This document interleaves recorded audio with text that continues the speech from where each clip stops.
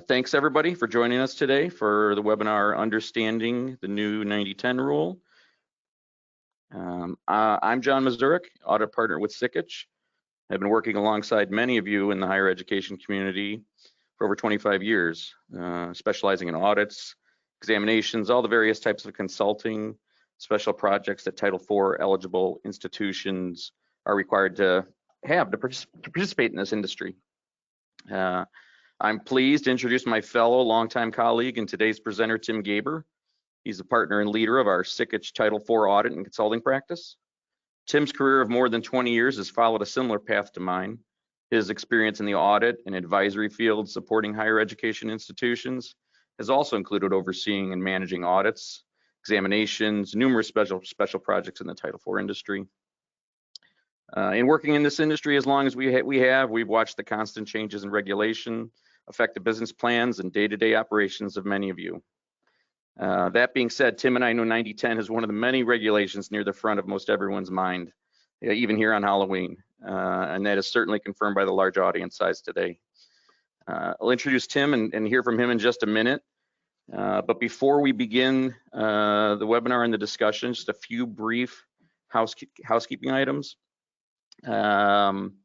CPE credits will be offered today for those who use or need them. We'll be using Conferences.io for CPE credit tracking during today's session.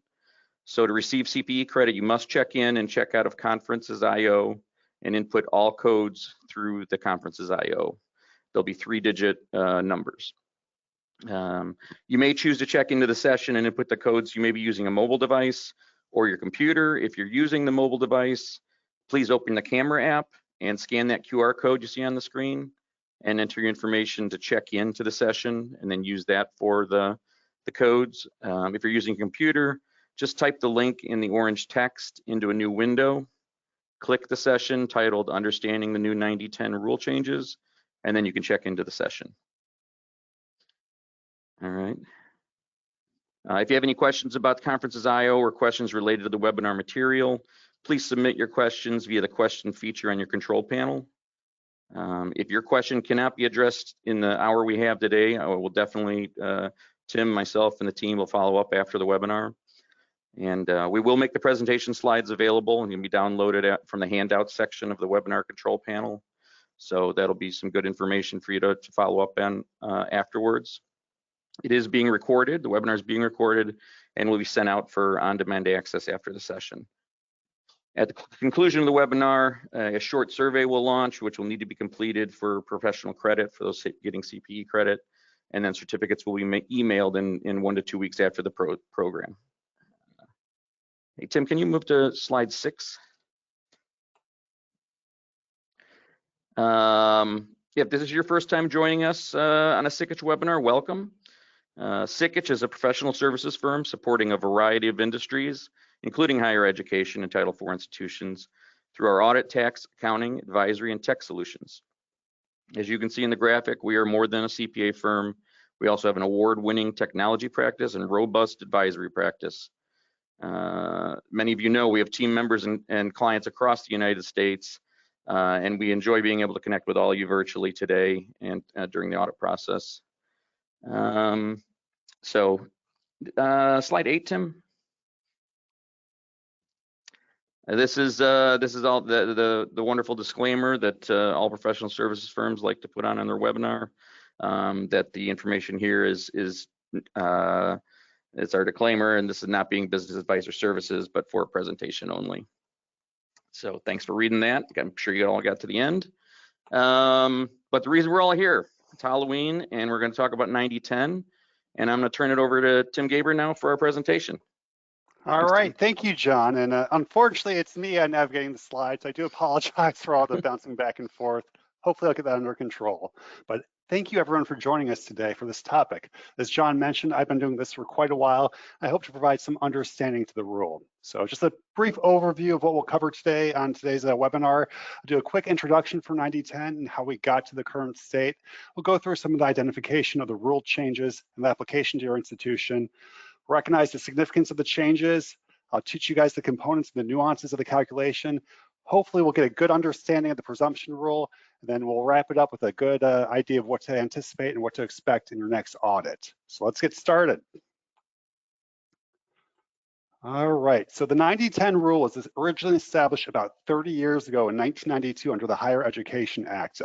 Back then, it was originally an 85% rule, 85-15 at the time, but that rule limited proprietary or for-profit schools from receiving no more than 85% of the revenue from Title IV sources. A few years later, in 1998, the rule changed to its current form of 90-10 that we're now familiar with. And then for many, many years after that, it was very similar without much changes up until recently. The original intent of the rule is that proprietary schools can't rely solely on Title IV funding. The goal was really to promote and encourage proprietary schools to offer quality programs that would have students pay out of pocket, with the goal of not relying solely on Title IV funding. The thought process was higher quality programs would really encourage more beneficial results from the students, which would lead to fewer defaults and less negative repercussions on that end. But as with many, many things, there were unintended consequences from this rule, because really the focus for schools was to meet that 10%. Part of that led to the unintended consequence of increased focus on VA and veteran students, just because those VA funds would count in the 10%. That led to a lot of bad actors in the industry with deceptive practices, and that really led to a stigma. And that kind of caused the recent change in the rule that we just saw recently. So what happened then is last fall, the Department of Education updated the rules, and the 90-10 is now no longer the Title IV rule. It's now the non-federal revenue 90-10 percentage. And really with this rule change, proprietary schools must derive not less than 10% of the revenue from sources other than federal education assistance funds that are dispersed or delivered to or on behalf of a student to attend the school. This is a statutory change that requires schools to count all federal education assistance funds as federal revenue in their 90-10 calculation. This is not an insignificant change. While it's not as drastic on appearances as going back to the days of 85-15, as there was some talk in recent years, the change in what goes in the numerator, the widening of the net from Title IV funds to all federal funds, has a similar impact. So again, it's something to pay attention to as well, because again, with that increase of what goes in the numerator, schools are going to see higher scores going forward. And along with the rule change was an amendment of which non-federal funds can be counted when determining compliance with the 90-10 rule. So restrictions on payments for ineligible programs that are included in the calculation was one of these changes. There's now more clarity on revenues from student services that can be included. And there's also certain payment categories that can no longer be included in the calculation. Probably the most notable one being the sale of student accounts receivable. So in conjunction, what you're seeing is a widening of the funds that go in the numerator and kind of a decrease in the funds that go in the denominator, which is going to put much, much more pressure on schools to try to be compliant with their 90-10 percentages. And these new rules apply to all proprietary schools for their fiscal years beginning on or after January 1st, 2023. So that means for the upcoming audit cycle for December year ends, the new 90-10 rule is in play. And with it being October, you're already really 10 months into the calculation of the new rules. So probably the biggest mistake we see institutions make is not being on top of their 90-10 calculation and waiting until their annual audits to even look into it. And that's going to be a huge mistake, especially with these new rules, just because of the wider net in the numerator and the limits on what can be counted in the denominator. There's going to be much, much more pressure involved. So that's something, pay attention now. Hopping on this webinar is a great start just to get a good understanding of the new rules so you can start the process of getting the calculations going. With increased complexities, the calculation could lead to potential findings as well. The Department of Education has increased the reporting requirements involved with the 90-10 calculation. It's not just reporting the overall ratio or the percentage. You actually have to go ahead and actually detail out all the components that make up the calculation. And with those reporting requirements, schools are going to need to have new tracking procedures in place so they can have the right information to do the calculation. And just one thing to remember too is the 90-10 is the institution's calculation. It's something that you're responsible for. It's not something that the auditor puts together. It's the school's calculation and the auditor tests it. So that's something, just taking ownership now of the calculation will go a long ways towards guaranteeing success. Hey, Tim, can I interrupt real quick? We've had a Definitely. lot of people join since the top of the hour. Just wanted to repeat that first code number for those taking us in for CPE. It was 332. The first code number is 332 for those logging in for continuing education credit. So thank you. Thanks, Tim. All right. No problem. Hopefully everybody got that. So going through with our first batch of tips, the first one is it's never too late to start paying attention to the calculation. So if you haven't started already, please do so now. The biggest tip I could probably make is designate a team member, somebody at the school to take ownership of the 90-10 calculation, because there will be a lot of sourcing of information required to actually do it. So at least having somebody take the ownership now will go a long way so you're not scrambling during your audit putting together this calculation. And then last but not least, document the procedures that you put into place to account for the new rules that we'll go over shortly. All right, so even though the 90-10 is a little bit different in terms of the calculation, the consequences remain the same for institutions not meeting the new rule. So if a school does not derive 10% of its revenue from sources other than federal funds for 2 consecutive fiscal years, it will lose its eligibility to participate in Title IV programs for at least 2 years. That's similar to what the rule is before, with the only difference being Title IV funds in the numerator. But again, so if you don't meet it for 1 year, it's not the end of the world like it was years and years ago when schools would lose participation right off the bat. So at least you have a 2-year window to try to meet it. Just for a little bit of perspective though, for the last reported award year, June 30th, 2022, of 1,600 proprietary schools, only 3 schools failed the 90-10 percentage. The year before that, 21 schools failed. So those aren't large numbers, but keep in mind, those were under the old rules, which were a little bit more lenient. For the same award year, there's almost 300 schools, nearly 18%, that had percentages over 80%. So these are schools that could very well be in jeopardy of losing or of failing the 90-10 percentage under the new tighter rules. So that's just something to keep in mind.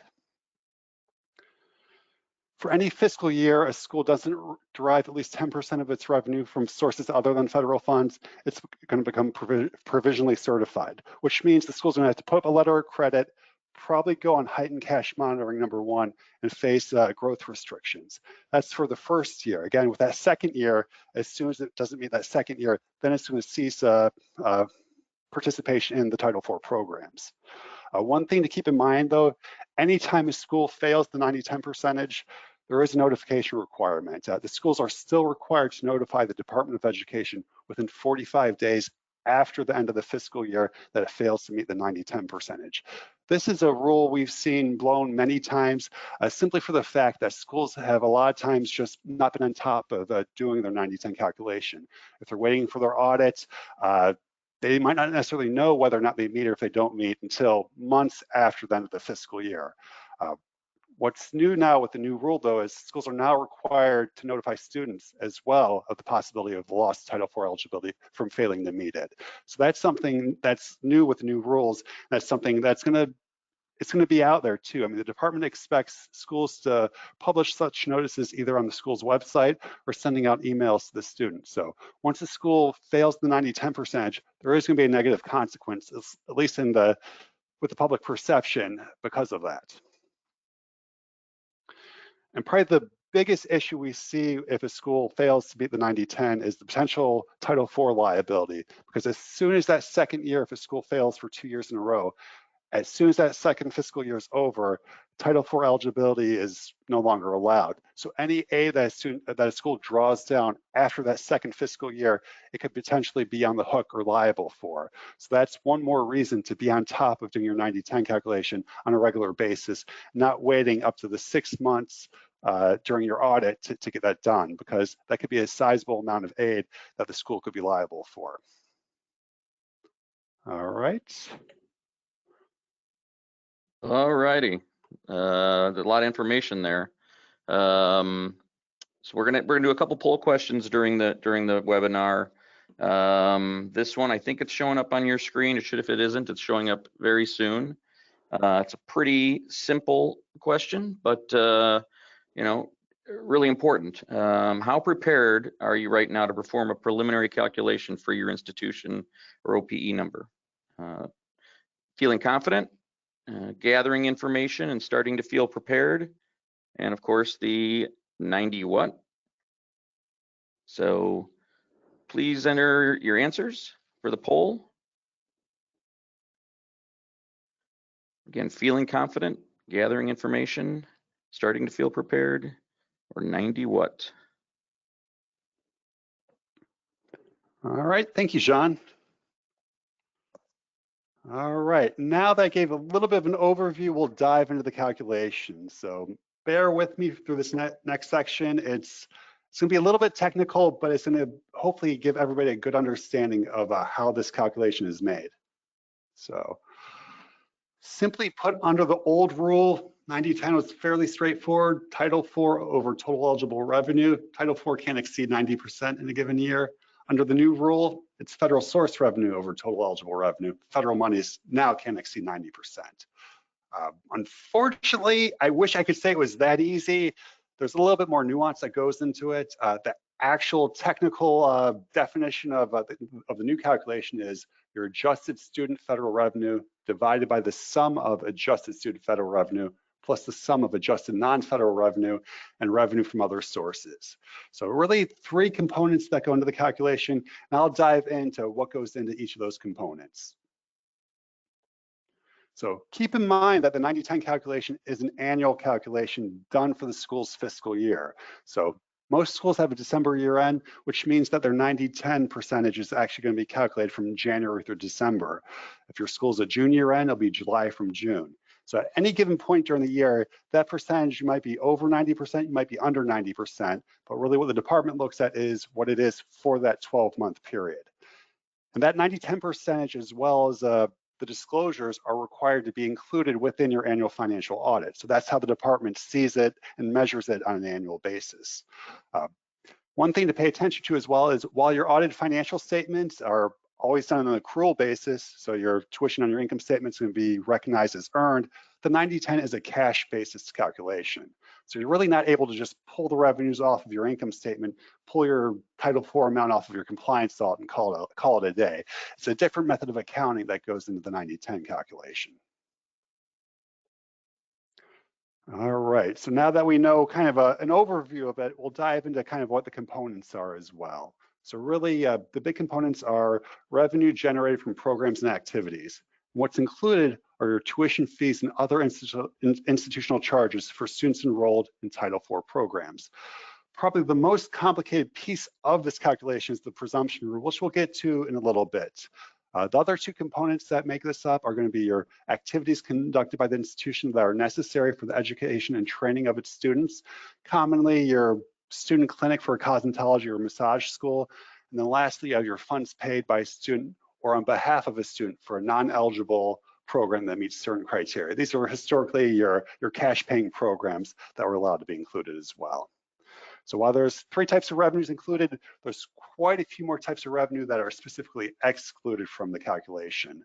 I won't go through all these, but some of the key ones to note are the amounts of institutional funds used to match federal education assistance funds. This would be the institutional portion of a federal supplemental educational opportunity grant.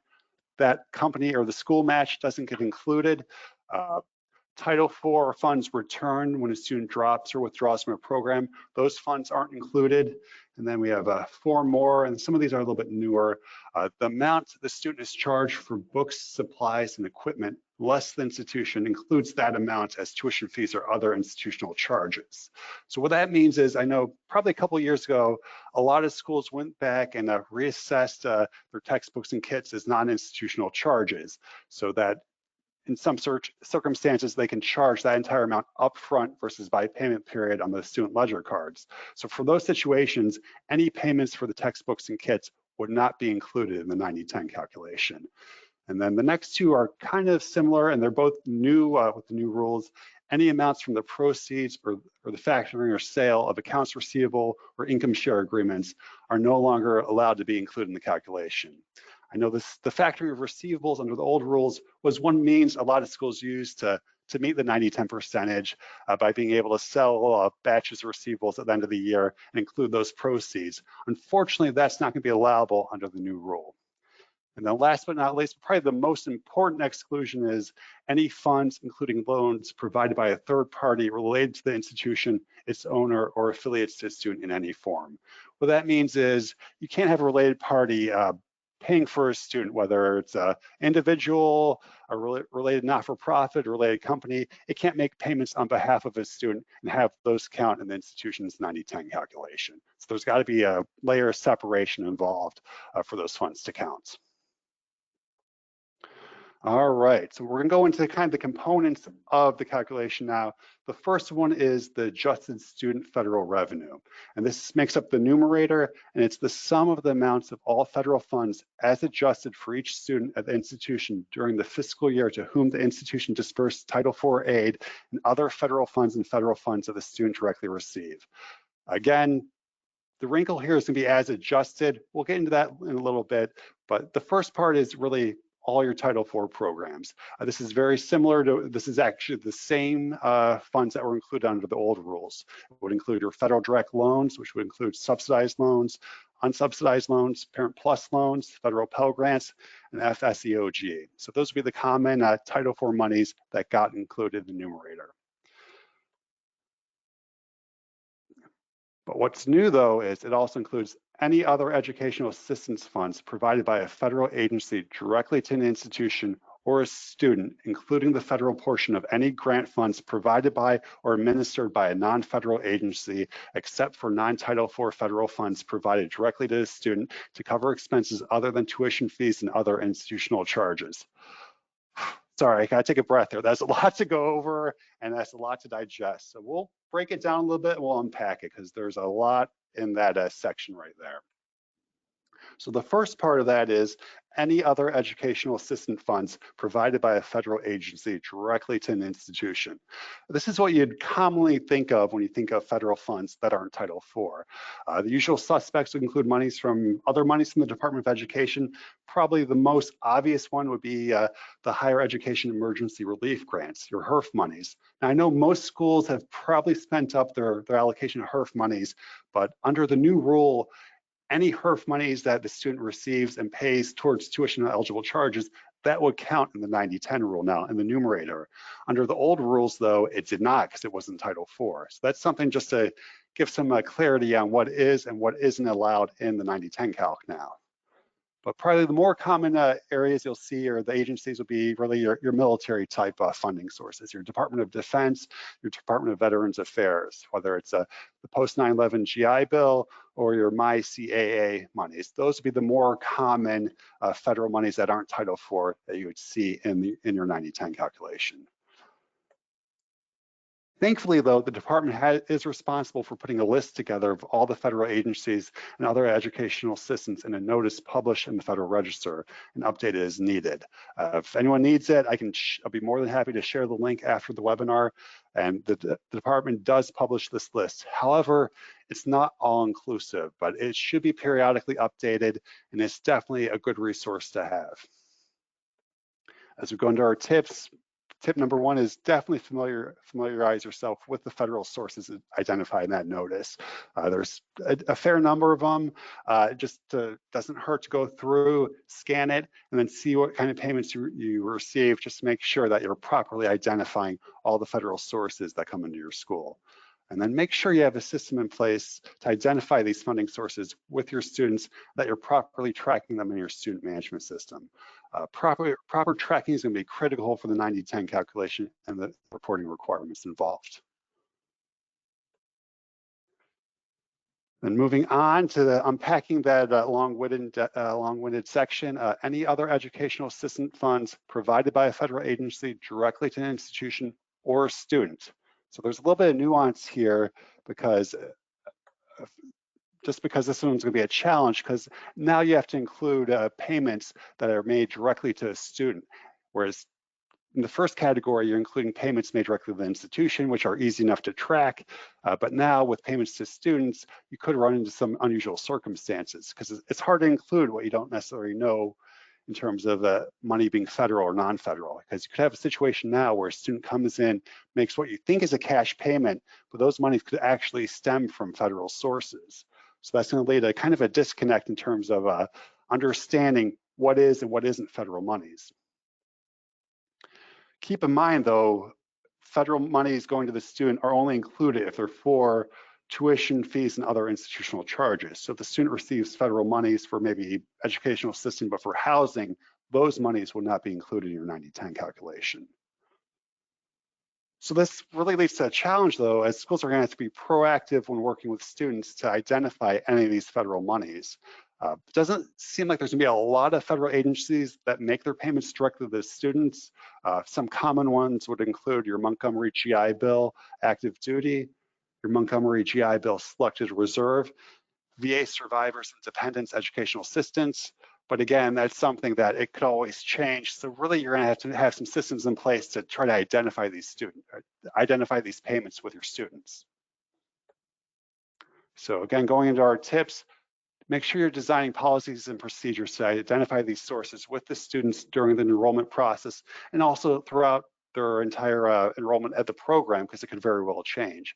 Our recommendation is to have signed certifications from the students that they have or haven't received federal funds directly for tuition fees and other institutional charges. Keep in mind, not all federal funds paid directly to students for education would be included in the 90-10 calculation, only those for tuition fees and other institutional charges. And again, you're going to want to identify and understand the programs involved, just because what the ripple effect's going to be in terms of your calculation. And then the last part is essentially any other educational assistance funds provided by a federal agency directly to an institution or a student, including the federal portion of any grant funds provided by or administered by a non-federal agency. So again, this is a new rule. Essentially, it means you could very well have non-federal aid coming into the school that previously would have no portion of account in the numerator. However, if that non-federal agency has some sourcing of federal monies coming to it, you're gonna have to go through and identify the portion that's federal and the portions that's non-federal. You're gonna have to actually break out those monies into the numerator and the denominator. And unfortunately, according to the department, non-federal agencies are required to follow strict accounting procedures for federal funds. The proprietary institutions should be able to work with the relevant agencies to obtain this breakdown. Institutions, not the department, are best situated entities to be familiar with the grants from non-federal agencies and to work with those agencies to obtain additional information as necessary. What that means is the department's putting the onus on the schools to work with those agencies to identify the portions that are federal and the portions that are not federal. So really, it's going to be your responsibility to make those inquiries to figure out what goes where. And if you're not able to make a decision or to figure out what the breakdown is, then the rules state that you can't include any of those non-federal agency monies in your calculation. So, and that's something that's going to have a pretty negative impact because a lot of schools rely on some portion of those non-federal monies to fulfill their 10%. So going into the tips, really make sure you're developing a policy to identify the non-federal agencies that you receive funds from, then document the steps that you're taking to determine the federal and the non-federal portions. What that means is you're gonna have to outreach, you're gonna have to reach out, you're gonna have to kind of touch base with each non-federal agency to have them respond to what their percentages are.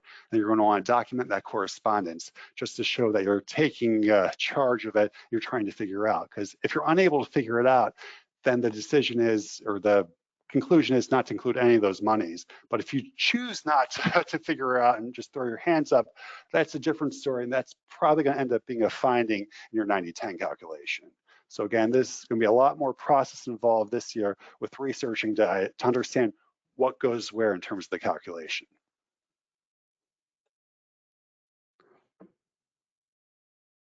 All right, Sean, you want to read off the code word? Sure can. Give you a break after that. That's some stuff there. Code 292. If you're accessing CPE credits, second code is 292. All right, I think that takes us to our next poll question, right? Sure does. Last one was pretty intense. We got a second poll question, a little bit less intense for the holiday. Which of the following do you find the scariest this Halloween? The 90-10 rule, the upcoming time change, ghosts, or scary movies? What's really scaring you this year? 90-10 rule, the upcoming time change, ghosts, or scary movies? Let's see what we've got here. Well, that's no surprise, huh? We've got 68%. 68% of the participants, the 90-10 rule is the scariest we find today. We'll try and make it not as scary, right, Tim?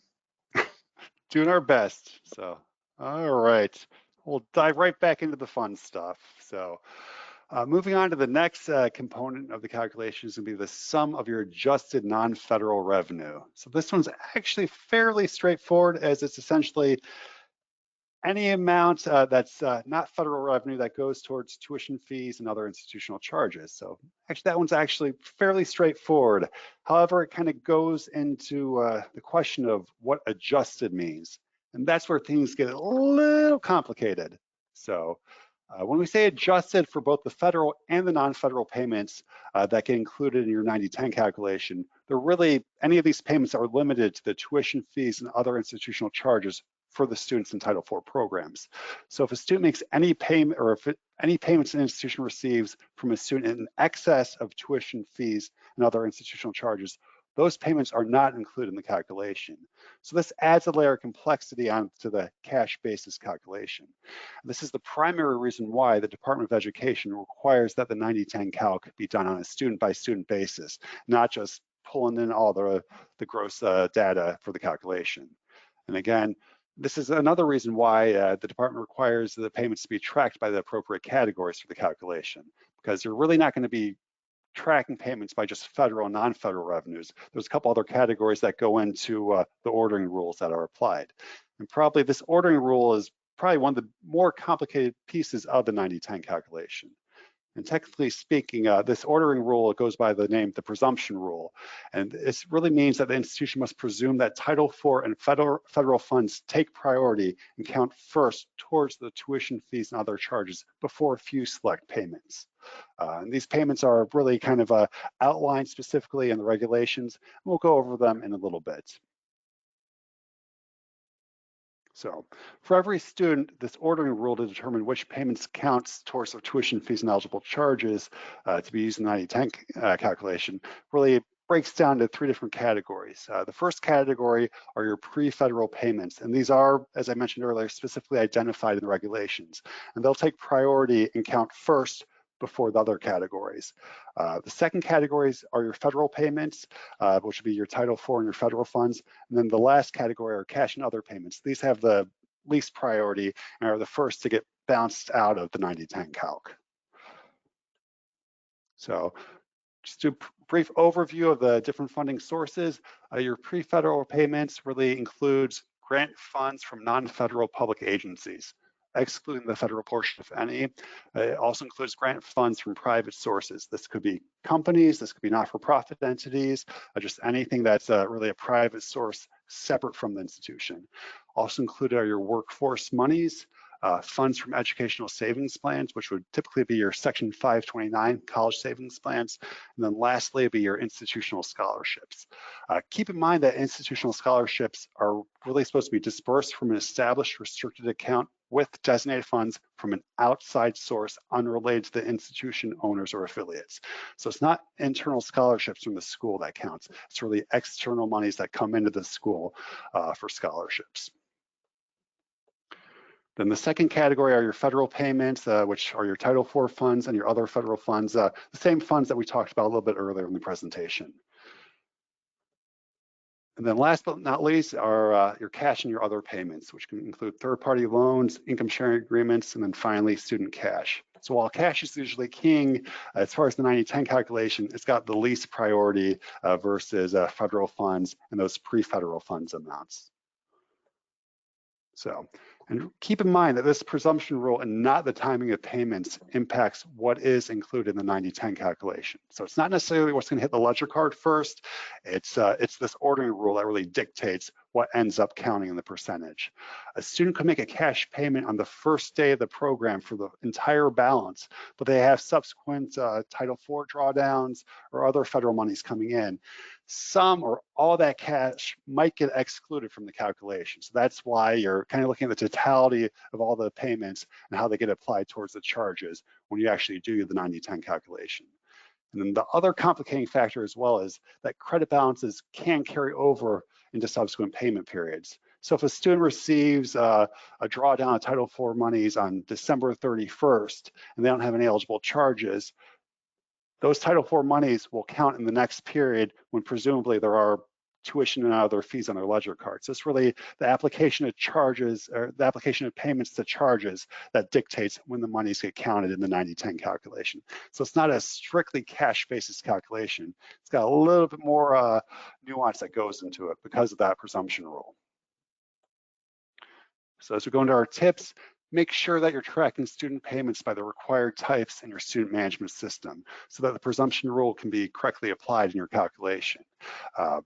The department requires the breakdown of payments by type in the presentation of your 90-10 calculation, your annual audit. So essentially, all those different payment types have to be properly tracked. You want to really maintain those buckets so when it's time to disclose your 90-10 calculation, you have all the information required in order to properly do so. And one last rule that's a little bit new with the new rules is the disbursement rule. So essentially what it means is schools are now required to draw down any money that students are eligible for. This is something that kind of really takes off the table a planning tool that schools used to have in terms of their 90-10 planning. Previously, schools could just kind of delay any drawdowns to the next period and hold off on making those draws to lower their 90-10 percentage and essentially kick the can. Well, with this new disbursement rule, that's no longer an option. So while still cash basis calculations, schools can really no longer implore that the timing of the drawdown. So if the student's eligible for Title IV drawdown, the school's now required to draw down those monies. However, one planning option is for schools to use strategic class starts, maybe as an option to kind of control the timing of when payments factor into a 90-10 reporting period. All right, now we're getting into the final source of revenue that goes into the calculation. Thankfully, these are a little bit smaller than the last two. So you have your revenue from other sources. The first one is going to be your activity revenue. And again, this is similar to what it was previously under the old rules. Activities conducted by the institution that are necessary for the education and training of its students, provided those activities are A, conducted on campus or at a facility under the institution's control, B, performed under the supervision of a member of the institution's faculty, C, required to be performed by all students in a specific educational program at the institution, and D, related directly to students performed by students. Related directly to services performed by students. So as I said earlier, most common examples of these are going to be your student clinic in a cosmetology school, aesthetic school, or a massage clinic. And keep in mind, it's only the revenues related to services performed by students. So if your school has a retail area at the front of the store or at the front of the school, any retail sales will not be included in the 90-10 calculation. And then the other type of revenue from other sources are going to be your non-eligible program.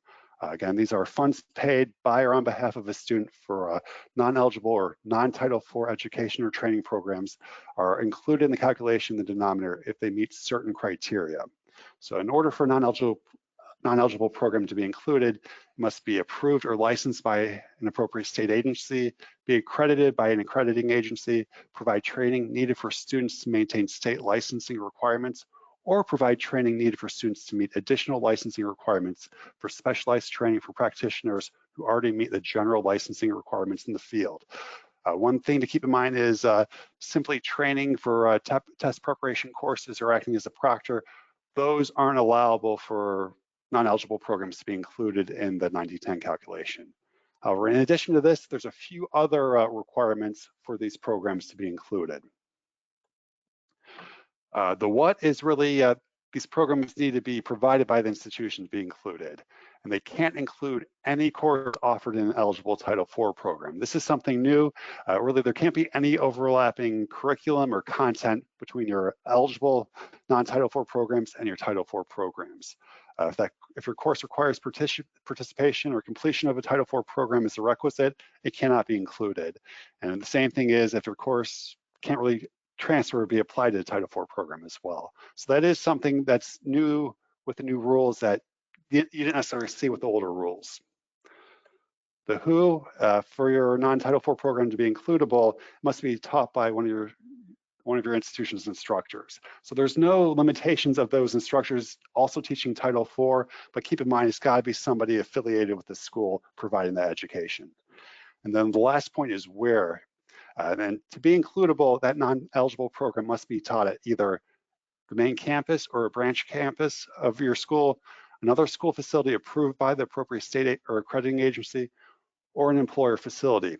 One thing you won't see here is going to be distance education or online learning. So if there's any distance ed or online learning with your non-eligible program, it can't be included in the 90-10 calculation. So as you go into our tips though, you're going to definitely want to review all your non-Title IV programs for eligibility on whether they can be included in the calculation or not. You're going to want to definitely pay attention to the overlapping courses and components with your Title IV programs, because if there is any overlapping courses or components, then that non-Title IV program won't be included. Keep in mind, distance education or online programs are not included in the 90-10 calculation. And if a non-eligible program isn't included, the cash won't count in the calculation. But if there's any federal money coming in, because remember, it's not just Title IV now, there could be VA or other federal monies, those monies would still count in the calculation. And then probably last but not least, make sure that you're tracking your student payments by program as well, because they will have to be separately reported from your Title IV programs as well as your non-Title IV programs. All right, moving on to the last section. So now we're going to just what to expect with your audit and the new 90-10 rules. So as you can see, the 90-10 calculation continues to remain complicated, and the rules have increased the complexity involved with putting it together. Remember, findings won't necessarily equal failure. I mean, failure is meeting or not meeting the 90%, having your school under 90%. There very well could be findings involved with your audit this year, just because there's a lot more information that has to be gathered and digested and put together for the calculation. When it's time for your audit, don't be surprised to see additional testing required for the new 90-10 rules. Your auditor is probably going to be doing a few more walkthroughs of your processes and procedures. There's probably going to be a lot more testing of revenue sources as well, just with the different complexities involved with the components that go into the calculation. Remember, it's your responsibility to prepare the calculation. Take the time now to put together the processes and procedures for success. If you haven't done so already, designate someone at the school to take charge of the calculation. Review your funding types to make sure that you're properly classifying the payments. Consider adding more tags and more flags so you can meet the required disclosures for the new calculation. Do your best to identify all federal and non-federal funding sources that your institution receives. Develop and document procedures to identify any federal portion of non-federal grants. And ask yourself, how are you identifying federal grants paid directly to students instead of the institution? Initiate conversations with the students on the funding that they're eligible for. Consider having them certify their sources of payments made to the institution. Go through all your non-Title IV programs to review what could be included and what can't be included in the 90-10 calculation. Make sure that you're actually tracking these payments separately in your student management system. Make sure you have processes in place to make sure that you're meeting the new disbursement rule. And then last but not least, the frequency. How often are you performing and updating your 90-10 calculation? While you don't necessarily have to have the 90-10 calculation done in real time, it's something you definitely don't want to wait until far after the end of the fiscal year to see whether or not you meet or if you don't meet. And for that, that's it for my part of the presentation. I'll turn it back over to John if there's any questions. Thanks, Tim. Just some housekeeping as we finish things up. Let's leave this one up for a second. This is the third code for those claiming CP credits, 612. Let's make sure we got it. 612. Okay. Please, if there is somebody who didn't get one of the 3 codes and needs it, feel free to reach out. I think we read some of them off a little bit quickly, or maybe you got to take a quick break. But yeah, reach out if there's any questions on the codes. And we do have a lot of questions coming in, so give me just a quick second. Let's see what we've got here. There's a bunch. Let's start with one, Tim. What is the best way to document our school's policy for identifying non-federal agency funds? I think you touched on that a little bit about really being proactive about it, but can you dive into that a little bit? What's the best way to document the policy? Oh, that's a good question. I think probably the best way is designate the person at the school to actually take charge of it. I think memos probably going to be the best way, but you're really going to want to have that person go through, take a look at all the student payments coming in to figure out what are those non-federal sources. And once you get that list, it's going to be a matter of going through and actually keeping record of all the correspondence you have, reaching out to those non-federal agencies to inquire what portion is federal, what portion is not federal. You'll probably want to, whether if you're doing through emails, if it's through letters, you're going to keep records of all that just to demonstrate that you're making a good faith effort to identify the sources of these funds. So it's going to be probably a little bit of memo, a little bit of a folder of emails, but just making sure you have a good audit trail involved to show the due diligence that you're doing in terms of coming up with these calculations. Some of this is a little related. I'm trying to jump between different questions because some of them are coming from different people, but with similar scope. Should we also be documenting how we our other 90-10 preparation procedures? Do we need a plan in place, or obviously if, everybody here has a policies and procedures manual. I suppose best practice to have a document of how they've used, how they prepared the 90-10 calculation. I think that's what the question's asking. Yeah, I think just given the complexities, yeah, just going through the process and procedures and listing out how you come up with a calculation, I think is good practice. I mean, that's something, at least just kind of having a roadmap for what goes into it, how you pull it together, at least having that in written form, I think it's going to make things a lot easier. If there's ever any change in employment or ever having to demonstrate to the auditors what you did, at least have that to fall back on. So good policies and procedures is a good starting point to come up with the calc. And kind of piggybacking off of that, this is one that came in quite early. Does our outside accountant, does our accountant count as the designated person that can help us handle the 90-10 calc? Because I know early on you discussed, and we've all discussed in our firm, how the auditor is not the designated person for calculating it. We audit the calculation, but does it have to be someone on staff? Can it be an outside accountant? Can it be an internal accountant?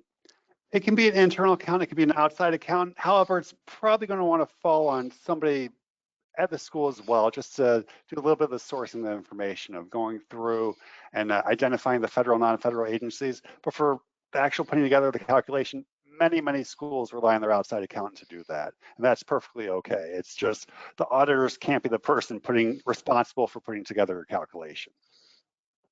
And it can be many of the student management softwares have reports that they can use to access and export and help create this calculation. And we talked about making sure that information in there is correct. I think that I'm kind of rolling because I'm involved in this as well, but seeing a lot of times where inputs are key, right? Data has to be clean. You kind of riff on that a little bit, Tim.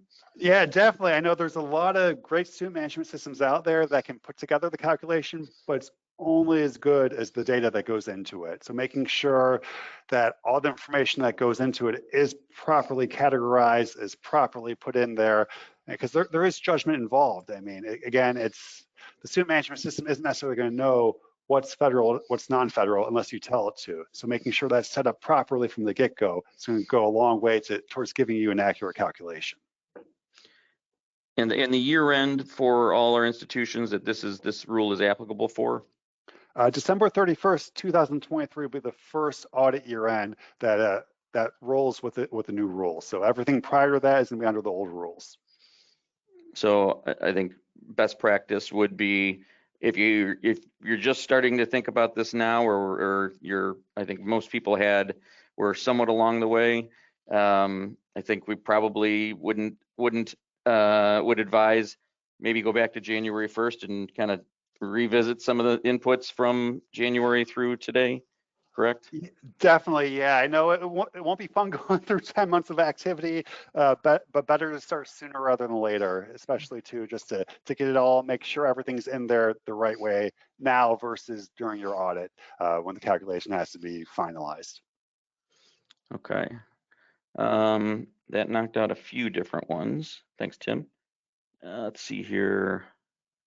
We're not going to be able to get to all of them, everybody. So as we said at the beginning, we will reach out after the fact. There's also a couple that I think are very specific that we need to probably get on a call and go over. But real quick, you talked about receipts and for schools who have different types of programs. How should the receipts be handled for students that are enrolled maybe in two different programs? They enroll in a Title IV eligible program and then either transfer or start up another program that isn't eligible for Title IV.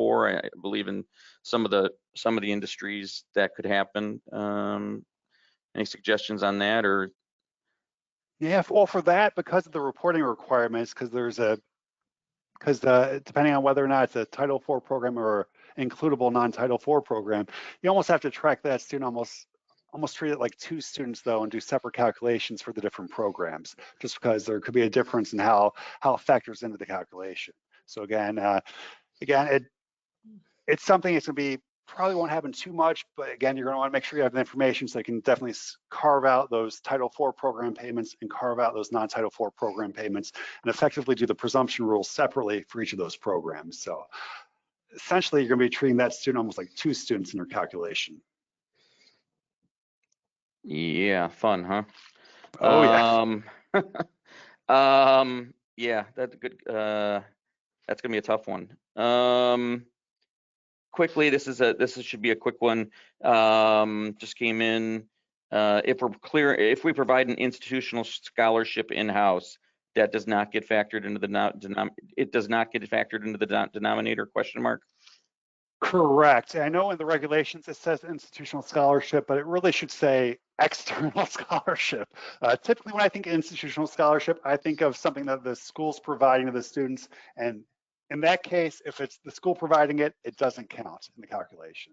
Schools are still free to offer institutional scholarships, but that will have zero impact on the 90-10 calculation. Okay.